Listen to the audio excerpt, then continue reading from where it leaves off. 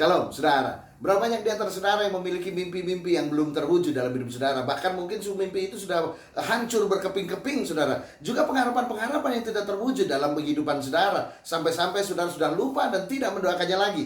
Kingdom Lifestyle kita hari ini dalam kitab Bilangan pasal yang ke-17 dan 18, Mazmur 29 dan Markus pasal yang keempat akan menjawab kemana mimpi dan pengharapan saudara itu pergi. Saya bacakan Bilangan pasal yang ke-17 ayat ke-7 sampai 8. Di situ Tuhan menyuruh Musa untuk mengumpulkan tongkat ke-12 para pemimpin suku. Saya bacakan buat saudara yang ke-7.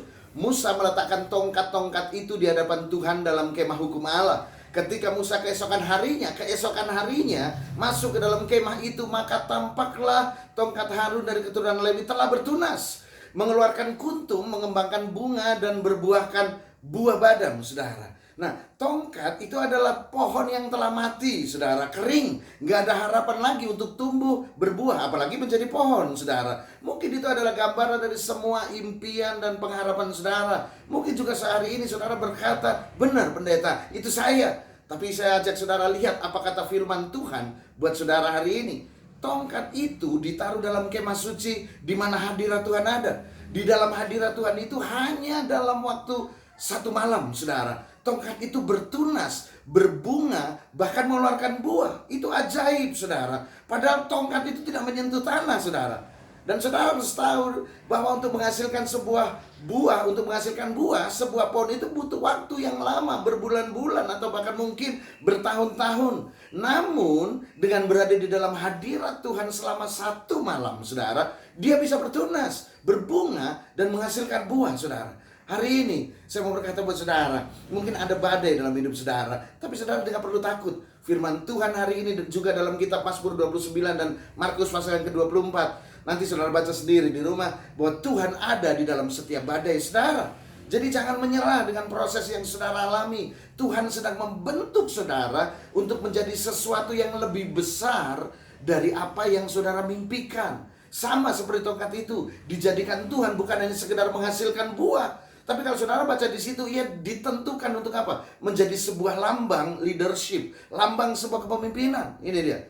Seperti yang dialami oleh tongkat itu. Demikian juga saudara. Saat saudara mulai setia untuk menjadi alatnya, maka saudara mungkin akan mengalami yang namanya mati bagi mimpi-mimpi saudara. It's okay. Namun saudara, kabar baik buat saudara, akan tiba saatnya, yaitu ketika saudara terus berpegang kepada janji Allah, taat dan tetap di dalam hadirat Tuhan, maka semua impian yang harusnya Anda capai dengan membutuhkan waktu bertahun-tahun dapat Tuhan wujudkan dalam waktu yang satu malam saja, sekejap, saudara. Perhatikan saudara, Tuhan ahli dalam mengganti mimpi saudara. Dia tidak membangun dari mimpi saudara yang sudah hancur berkeping-keping, no. Tapi dia menggantikan mimpi yang jauh lebih besar dan dahsyat daripada mimpi dan harapan saudara.